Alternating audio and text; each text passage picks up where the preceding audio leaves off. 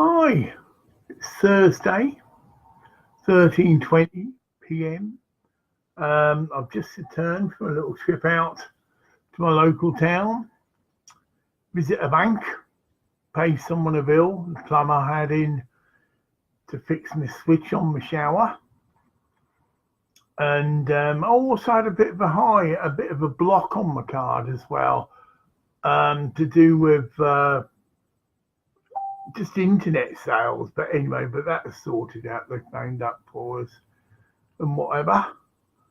And I had some fish and chips,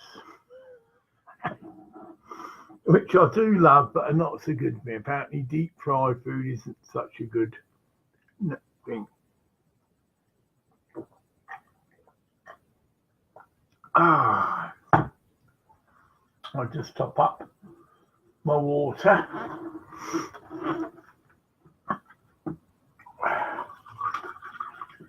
Oh, I haven't checked my email address. It might be for a pleasant surprise. I have asked the UN Facebook, well, it's not really a Facebook page, but the United Nations, who are based in Bosnia, for assistance, and did get a recognition. I sent them a video. Well, I've actually watched that, but did explain it is a bit iffy political wise, and that's why things like the mail isn't been properly sorted. Probably, who knows what, bomb scares or whatever. You just can't send things in the post, apart from paper. I don't know. I mean, obviously they need to sort that out for their own. You know, the amount of trade they're going to lose. There's a lot of people buy things through the post. Admittedly, it's small scale, so maybe it isn't such a big thing. Like a whole lorry load of stuff. I'm sure that's still all going on. So, I mean, I've just said to myself, once I get a definite positive response, I will either make my mind up to, it'd be a nice trip for me. There you go and actually visit the pyramids, and I've cleared the way. I've clearly stated in an email that, you know, I won't be able to do much physical work because of my leg. And they clearly, whoever wrote to me said, oh, that's not a problem. You know, you can come to stay for a few days or whatever, buy your water and go back. But I haven't even looked into it yet. I might be in for a pleasant surprise. But some European flights and that can be quite a rip. And that might be the same thing, you see. It affects that flying into Bosnia isn't such an easy thing. Well, all right. But I'll cross that bridge when I come to it, if I do come to it. Hanging on.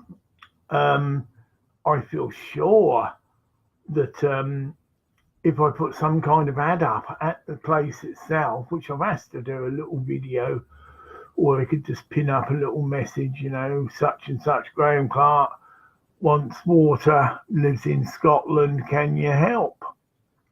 Doesn't necessarily mean they have to live in Scotland.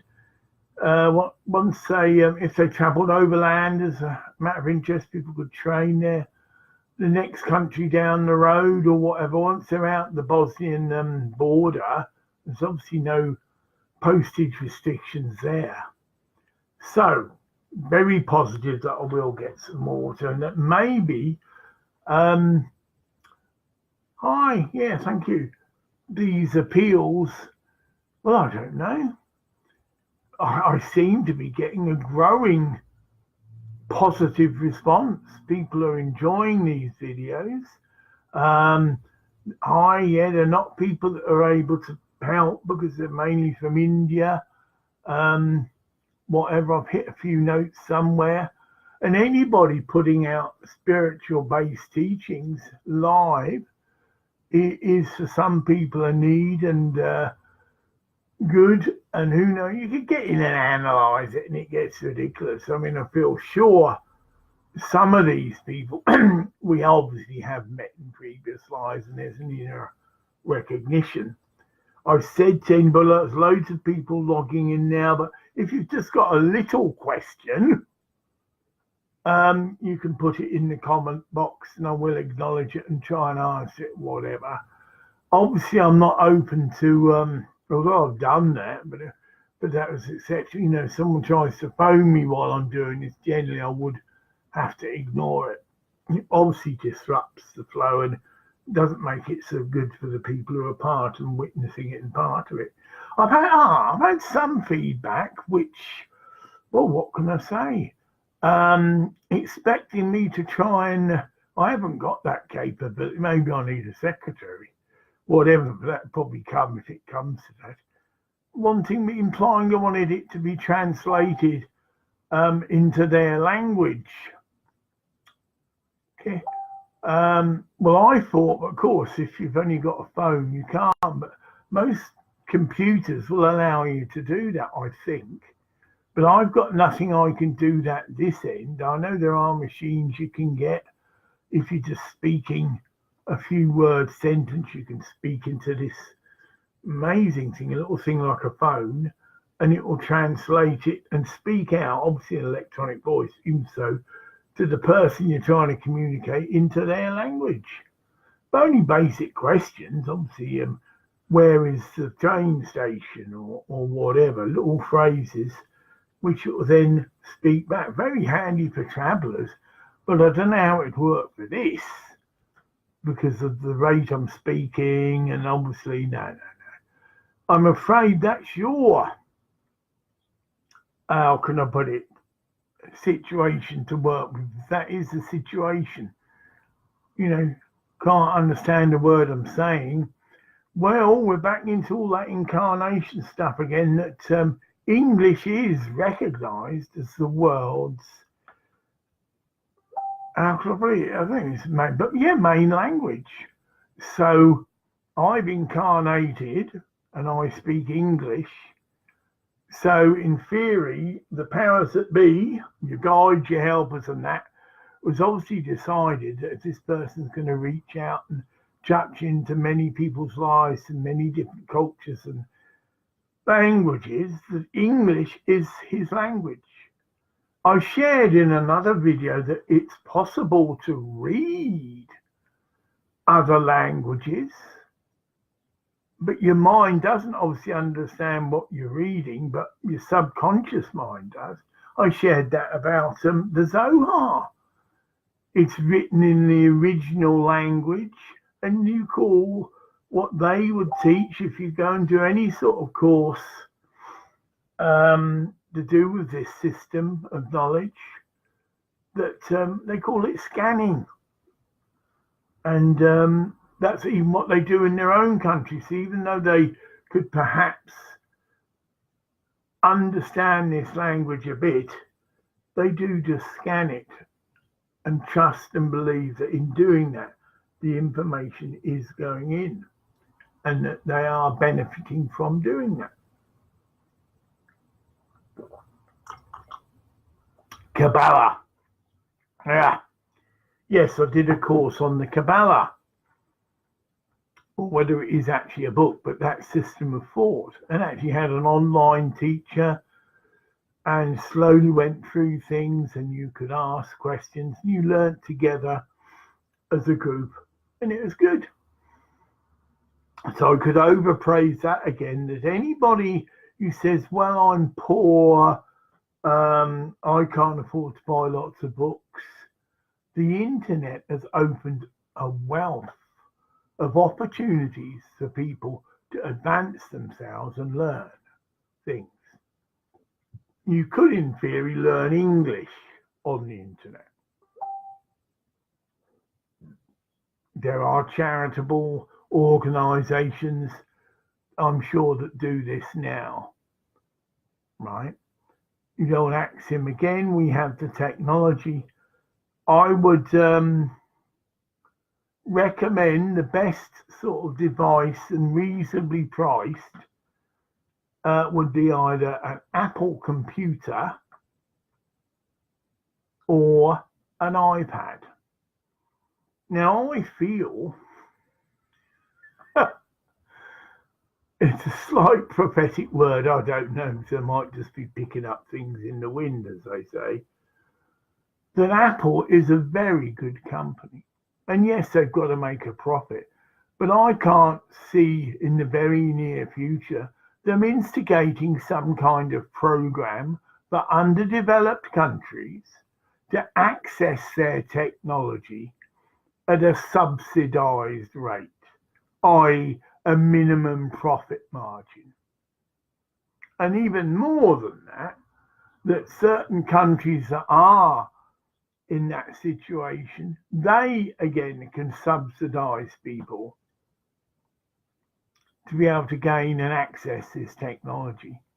So if you are struggling on a little mobile phone, and I've been there, yeah, take heart, because I feel that I'll show this one, because it's what's called a mini iPad.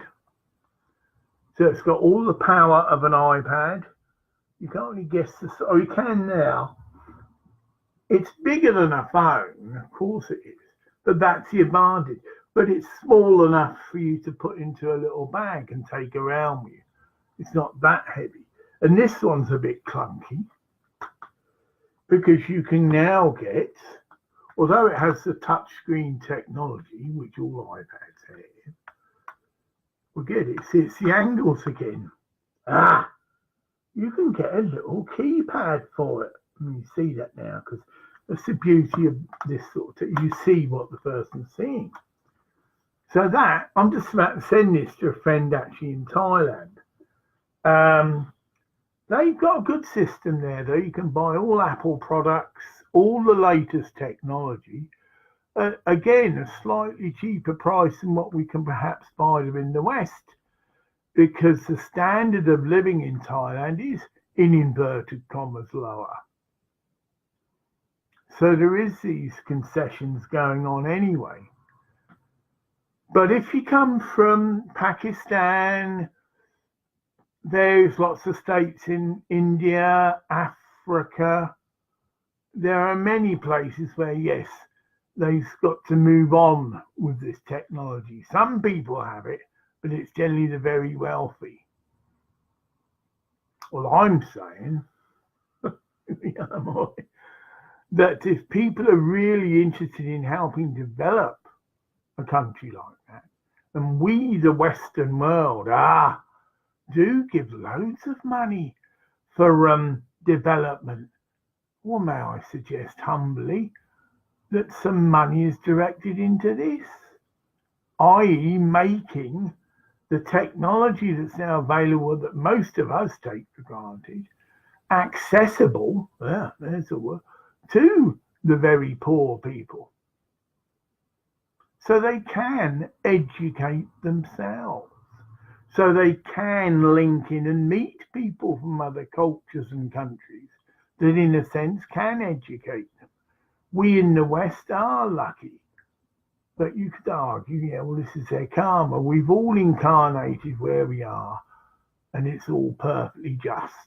So I'm in a rich Western country, right? Although I'm not actually rich, but there you go. But compared to other people, I am rich.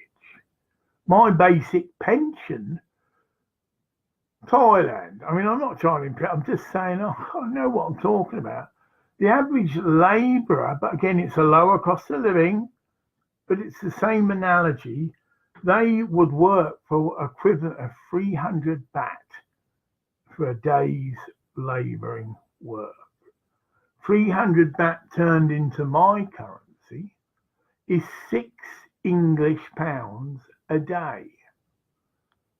Our hourly rate, I think it's more near about £10 an hour.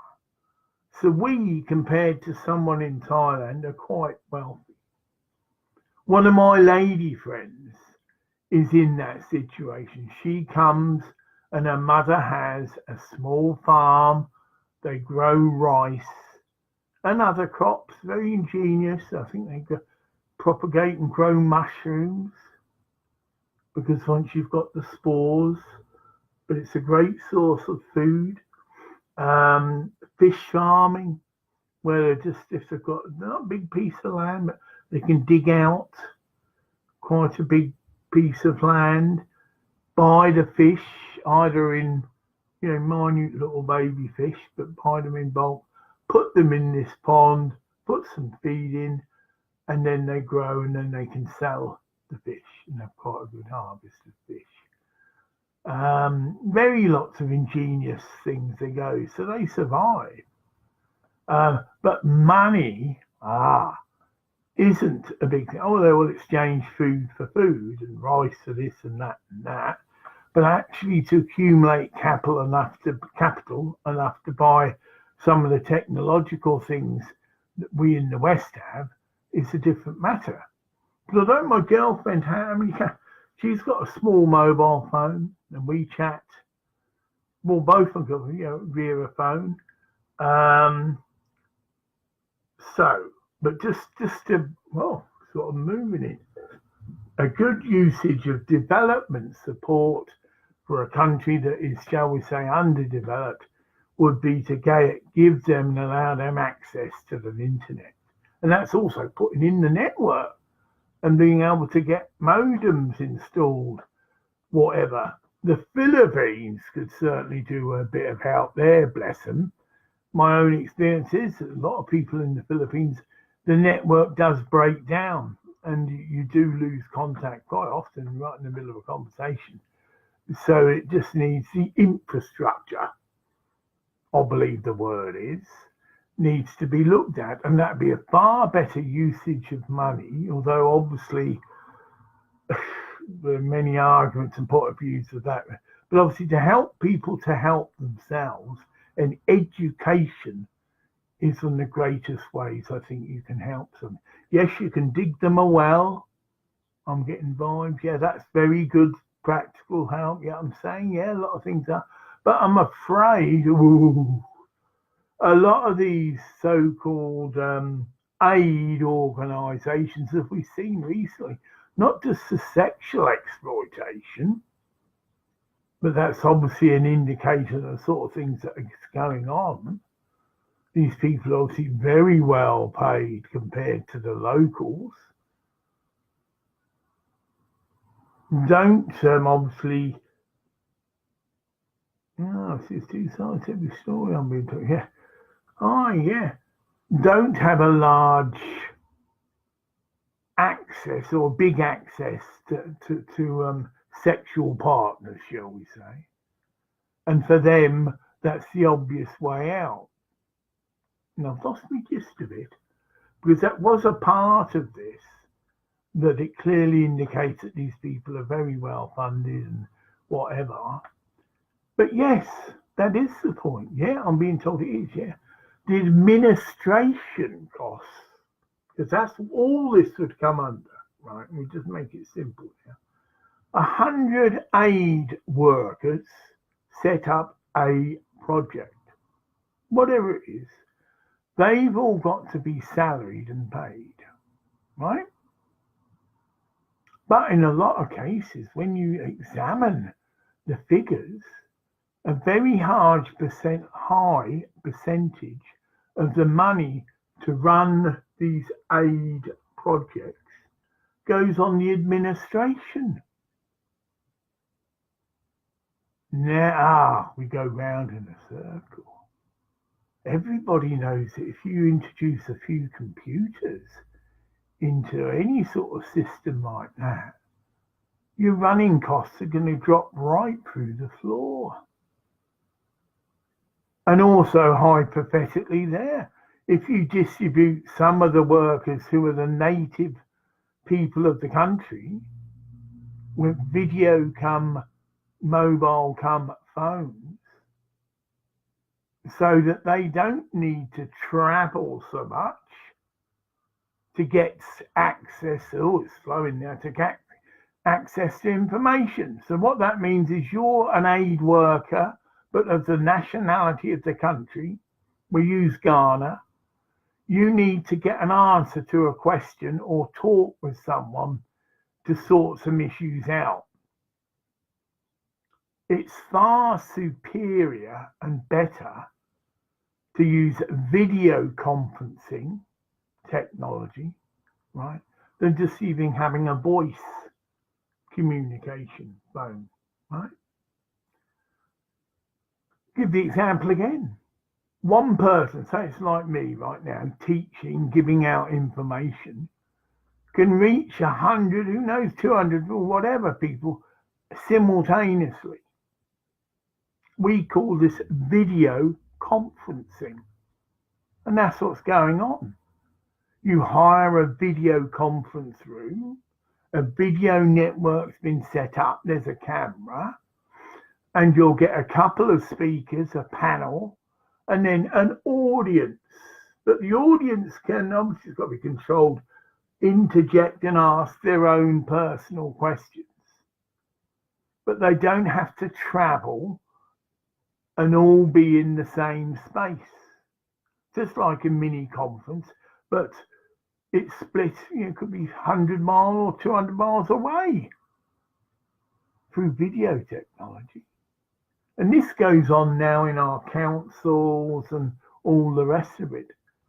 And to such an extent that the council, which is like the governing body, administrative body of a town, has opened this technology to anyone. You just hire the room with the video camera. So you could be a voluntary group, right? A charity. And we want to chat with some other people 70 miles away down the town about issues, practical issues that we've had, or we're just trying to set up something similar. And we'd like to also open it up to many people's input. So people are actually receiving the services of this charity, can input their thing. Example, very classic. Mentally ill patients. No one knows the best way to help people with mental illness than the people themselves. They know what they really need. They know what works. So we get some mental health workers in what might sound say Aberdeen, that's 70 miles away because it's a big town. And we get some other clients or recipients, or we use the term users, people who actually do have a mental health problem in a conference setup, and they can put questions to the people who are entrusted to provide our care, right? They're trusted, they get a big budget, and then they make decisions of how that money's spent. But we, hypothetically, the recipients of those services, are not too impressed, as an example, right? We hypothetically want more drop-ins where we can gain access to peer support. This is just an example, but this is what's actually happening. We don't want hundreds of more psychiatric nurses, as an example, and also psychiatrists. Why? A psychiatrist's role or job is just to give you a diagnosis. If they haven't had any first-hand experience, shall we say, in my case, a psychotic illness, make another analogy. It could be alcoholism. The same analogy. The best person to help an alcoholic is someone who's been through alcohol abuse. The best person to help a mental health patient is someone who's been through a mental illness. They know what helps them, they know what hinders them, but they also know what facilities they need. They need facilities where they can meet other mental health recipients. We would call it a drop-in, a place where you can go. We can't get a job, a lot of us, and we don't get jobs. That's part of our diagnosis. You're not safe to allow to drive a bus or whatever it is because you've had psychotic episodes, right? And so you're literally told, you can't really work. Okay. But you want to try and get yourself better. Sorry about, this is a personal thing, but some of you might be bored that we all have mental illness all over the world, actually. And many countries respond to it in a different way. many Eastern countries, the people are sent to monasteries, okay, and take up a life of prayer and work off their karma and are healed that way. An example, but we're not quite into that in the West, as the example, but we are into the idea of providing facilities for people to meet and help each other. In America, it's called peer support. But in this country, I mean, admittedly, now I'm just talking from first-hand experience, the facilities have dwindled right down to hardly anything. There's nowhere really for people to go. A drop-in once a week doesn't cut it.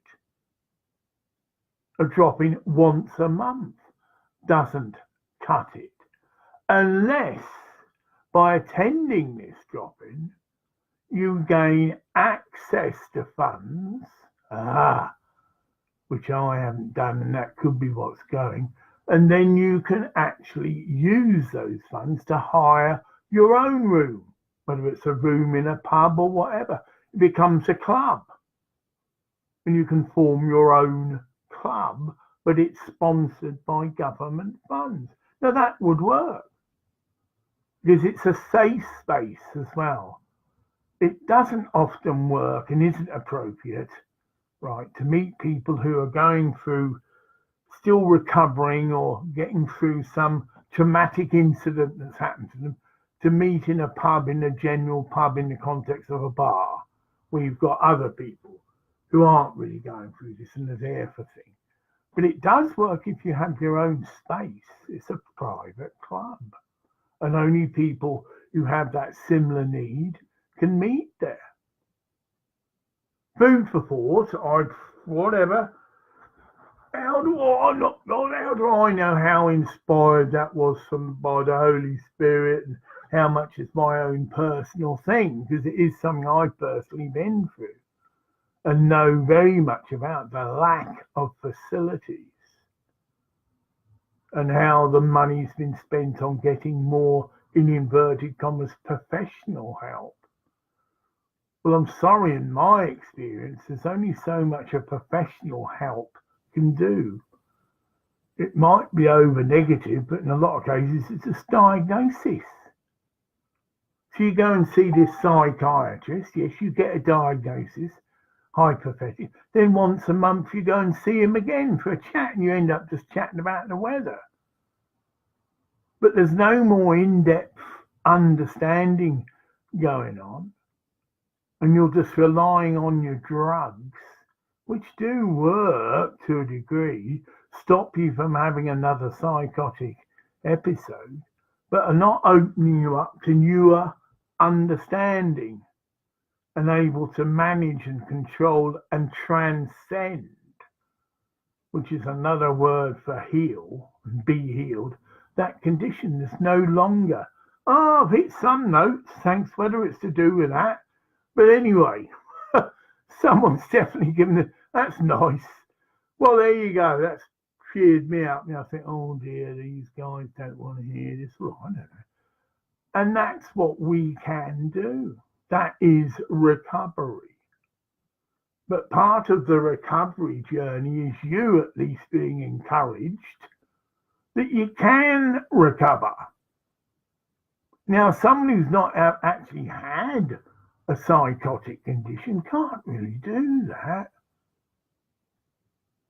because you would suss that. You can say, oh, don't worry about that, you just did it, and you know, this person's got no understanding at all of what I'm going through. I'm afraid not. I'm going to decline. We're on the right thing, and you can understand why. Now, if that chap, of course, he can't hear me, yes, he can still decline. Sorry, now they might, who knows how they react. I desperately want to talk to this person. I've just come across another video of theirs, and I'm phoning, and they're not, whatever message they get, their end is that, but that's probably right. Yes, you've got someone else now. Maybe I'll say someone that's hit a bit of a nerve. I don't know. No, the logic is, if these calls are coming from someone that's actually watching this video now, because it is going out live, right? They should know, if they have the appropriate equipment, there's a comment box. There's all these other people who know and can do. You can just A, announce you're there, which most people do. We're just saying, hi, I'm here. B, you can just put in a small question or whatever, about what's being said. Now, this guy is getting a bit, well, apart from actually giving him a video call later and trying to explain to him, which he obviously should know, that a lot of my time is spent doing this. Because once I've made this video now, it will be downloaded. I'll explain now for you folks. It's downloaded. Then, because it's on Facebook, yeah, you understand that, then it's got to be uploaded to YouTube. And I do that because videos on YouTube are far more accessible. They can be played on your TV on YouTube, so potentially can reach a far greater audience. Imagine, you see someone on here, Facebook, me now, waffling, right? Real life example. And I've said something that you're not sure about, not happy about, or would like some second or third or fourth opinions from colleagues and friends, fellow followers of your particular spiritual path. And so you can say to them, well, I saw it on Facebook, but he shared that they are actually posted on YouTube. So you'll soon find them, plus the fact I give a sharing on Facebook of the YouTube connection. It's like a little code. You click on that and it'll take you into YouTube to that video. They're linked together. So it's good. This is a far better, although I think YouTube do a live video thing now, but I haven't really looked into it. So this is live. It's being processed as I speak. Within minutes of me finishing this, the video is ready to actually be posted on Facebook. But then, from that finished product on Facebook, I then have to download, or this, in this case, this video, and then it can be uploaded to YouTube. So there's a slight transference and it needs some work done, because obviously it's different phenomena at all, whatever. But they are together in this. There's no competition. This has this facility, which is also more importantly, people live being able to communicate each other and that. But this is obviously generally one-sided. I'm doing the talking and people are doing the listening. Although they can, interject some input. But I can't get into an elaborate one-to-one conversation. It isn't fair on the other people. But I can if someone's seen something that they don't agree with, really think, just a slight thing. And either later I can have, someone's sad face. I see you've got to watch this. Can't be so. Later you can perhaps get into a conversation. But I would say that this does seem to be taking off a bit. Right? When I started this, I might be very lucky. Someone's crying, whether it's a joke, you can't talk to me. Right, it's not heavy. I had one angry. Whoa. You picked out, you get these little icons. And I'd only just started. I hadn't said anything, that we considered provocative. It was just an expression of anger that I wasn't going to reply to his requests for a conversation. Okay. Now, that's a bit rather selfish. And, there are other people watching this. That is your answer. Other people are watching this. It's not fair on them. I'm just going to stop now and go off and have a 10-minute discussion with this person about their particular issue, and you can just sit there and twiddle your thumbs. Well, no. This is what it is. later and other opportunities for one-to-one personal contact, but you might not need to do that. I go round in a circle. You see something on here and you're not quite sure that it's correct or whatever, then go to your friends, go to your guru, your teacher, because that's it. You can say, well, look, I've seen this on Facebook, but it is on YouTube. That means anybody with a TV can access it. And we're round to this group conference content. You can get 10 or 15 mates together. One person's got a telly, right? And you can organise it, whether you're the spiritual leader or because it might be a positive light. Oh, I really think what this guy's saying is good, but I want to introduce it to my fellow students, shall we say, or fellow travellers on my path. So you want to share it, that's fine, but the best way to do it is to let them see it for themselves. Okay? So go onto YouTube, download it. We don't actually download it, but it's played. And then you can have a discussion, and you'll probably find, because this is the spirit moving through us all, if you ask someone in the group, you'll probably be surprised that they know and have the understanding you're seeking. Okay? And you're more likely to receive it. If I'm with a group of fellow students and they say to me, see, I just turned this round. They say to me, well, I've seen this thing on Facebook. I think it's brilliant, but what do you think? You know, all this stuff I've been saying about pyramids as an example. This is a new understanding of what pyramids are.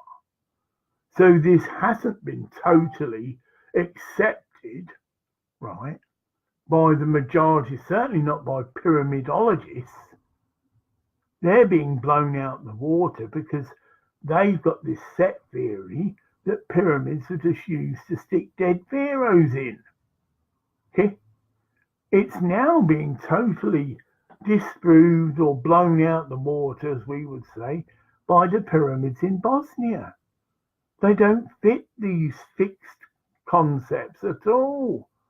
And they're also, their age is far longer than what they have conceived.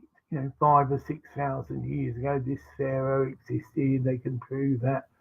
And so we think that's why they were built, and more importantly, when they were built. Who knows?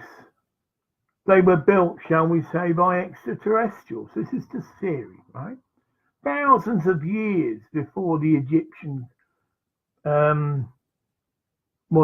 civilization were dated and can be dated thousands of years before. And that has gone on.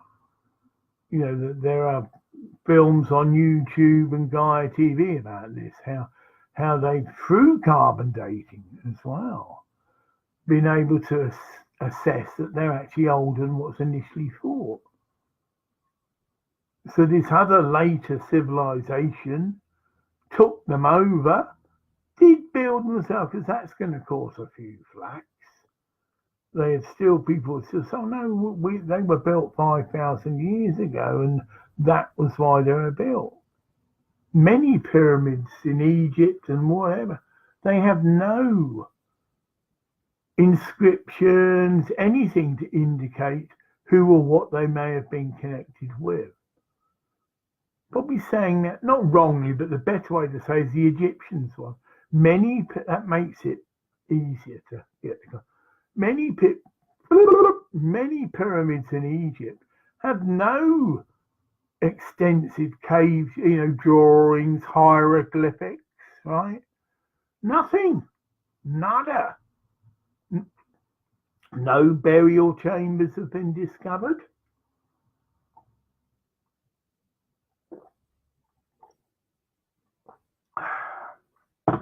My way out of this.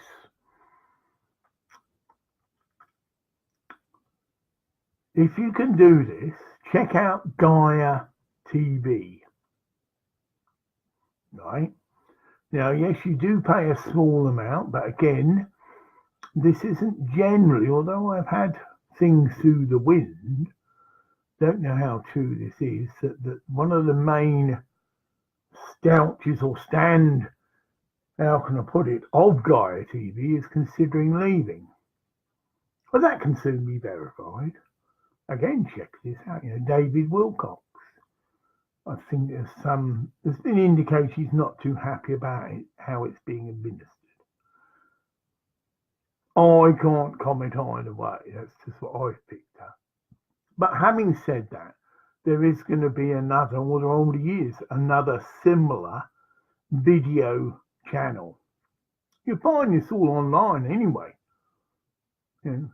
David Wilcock, Gaia TV or whatever, and there'll be loads of articles and videos you can watch to get you up to date of what's happening or not happening. But anyway, there are on YouTube, if you went onto YouTube and just put into the browser Egyptology, pyramids, whatever, away you go. Keep you busy. But you'll get the information you think. Seek and you shall find. It is out there. This reminds me now. Sky series, the truth is out there. Well, in a sense it is.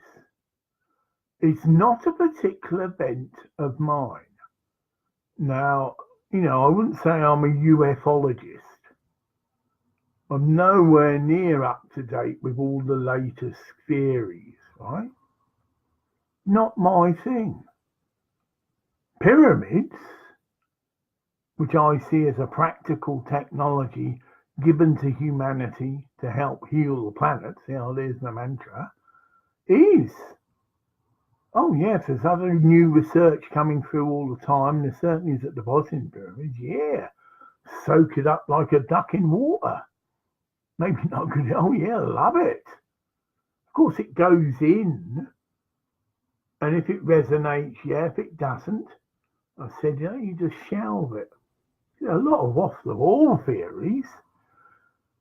Again, you've got to sort the wheat from the chaff, but it's part of your growth and process. So we've gone round in a circle. We have actually. So I've done the same point but a different way. You see something on here, so I'll just keep it to that, but you're not entirely in agreement with it. It doesn't feel right, or you're not sure. That means either you need to check it out more, meaning you put in some of the concepts I said, pyramids for planetary healing example, put that in your browser and see what else may have been said. Right? And if there is another way of saying this, because there is, the Russians have done extensive research on pyramids and have got an amazing wealth of data, of practical things that they have discovered about pyramids, right? Putting seeds under pyramids, then planting the seeds, and the growth and the yield of those seeds is far greater than normally considered average. 30%, I think about 80% more seed. They find that the seeds and or the plants that come from the seeds are more disease resistant, but there's no chemicals. There's no the other way that farmers try to do this. We're into GMO manipulation. I haven't quite got my head around that, but yeah, they're artificially interfering by artificially introducing things into the plant to try and make it more, as an example, disease resistant. I know a lot of people are quite concerned about this. It's called GMO. They're artificially interfering with the food and they feel it should be just left to nature. 6 of one and half a dozen the other on that with me. Because your way round this, you have any food stuff you're not too sure about, anything you're going to consume, any medicines, you're contemplating taking or have to take because your particular country isn't open to naturopathic medicine, which just consists of herbs and natural substances like supplements. So an MD practitioner will prescribe synthetic drugs, right? And unfortunately, the drug industry is corrupted. And that by that I mean that the people who do the testing of these drugs are actually financed by the drug company. Okay? So, if you're a big drug pharmaceutical industry, and this is going to be discovered and revealed, President Trump is on to this, right? Now that's just like a little birdie in my ear. President Trump is aware that the pharmaceutical industry, shall we say, needs looking at, right? His recent statement of fake news, right, through his advisors and that is now transcended into fake science. So-called scientific reports that aren't exactly based on fact, that have been written in a biased, fake manner, and the politest way of putting it, because certain people with a vested financial interests, plural, have provided them with funds and actually helped set up the research. So it's not true scientific research. True scientific research means the people in doing it are open and are seeking proven or provable truth. It said this does this. Well, we'll have a look at that. It's implied it can do this. Well, we have a look. But the positive side of this is that true scientists will also be looking for side effects.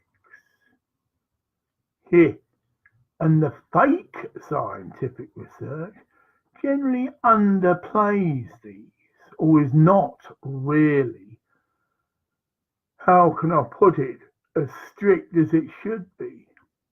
If a 5% of test case develop cancer, as an example, or the cancer percentage of, it's generally mice, so that mice is increased, that should be enough to say, well, this needs to go back to the drawing board. Sorry about it. Because 5% of humans that are administered a drug supposedly safe for usage is not acceptable. 5 in every 100 people can possibly and will contract cancer.